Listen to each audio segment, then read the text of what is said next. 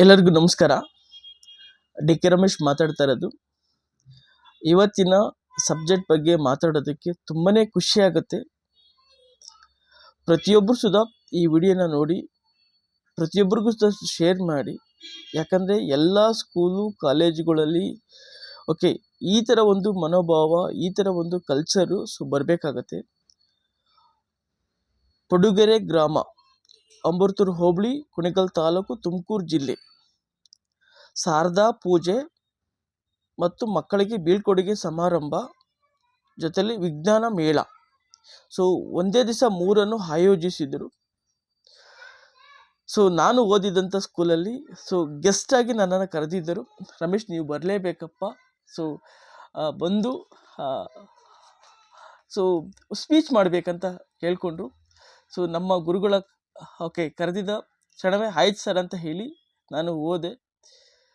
ಎಷ್ಟು ಚೆನ್ನಾಗಿ ಈ ಪ್ರೋಗ್ರಾಮನ್ನು ಆರ್ಗನೈಜೇಷನ್ ಮಾಡಿದ್ದಾರೆ, ಎಷ್ಟು ಚೆನ್ನಾಗಿ ಈ ಒಂದು ಪ್ರೋಗ್ರಾಮನ್ನು ಕಂಡಕ್ಟ್ ಮಾಡಿದ್ದಾರೆ ಅಂದರೆ ತುಂಬಾ ಖುಷಿ ಆಗುತ್ತೆ. ವಿಜ್ಞಾನ ಮೇಳದಲ್ಲಿ ಮಕ್ಕಳು ಕೈಲಿ ದೊಡ್ಡವ್ರು ಏನು ಮಾಡೋಕ್ಕಾಗುತ್ತೆ, ಅದನ್ನು ಈ ಸರ್ಕಾರಿ ಶಾಲೆಯಲ್ಲೇ ಮಾಡಿದ್ದಾರೆ.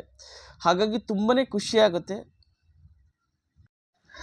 ಇಲ್ಲಿ ಕಲಿಯೋದಕ್ಕೆ ತುಂಬ ಸಿಕ್ತು ನನಗೆ.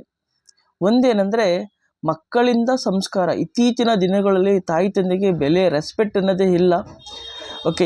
ಈ ಶಾಲೆಯಲ್ಲಿ ಆ ರೆಸ್ಪೆಕ್ಟ್ ಅನ್ನೋದನ್ನು ಮಕ್ಕಳ ಕಡೆಯಿಂದ ತಾಯಿ ತಂದೆಗೆ ಪಾದಪೂಜೆನ ಮಾಡಿಸಿದ್ರು. ಈ ಸಂಸ್ಕಾರ ಎಲ್ಲ ಸ್ಕೂಲಲ್ಲೂ ಅಳವಡಿಸ್ಕೋಬೇಕು. ಇದನ್ನು ಕಲಿಸ್ತಾ ಹೋಗಬೇಕು. ತಾಯಿ ತಂದೆನ ವ್ಯಾಲ್ಯೂನ ಅರ್ಥ ಮಾಡಿಸ್ಬೇಕು ಅನ್ನೋದು ತುಂಬ ಚೆನ್ನಾಗಿ ತೋರಿಸ್ಕೊಟ್ರು.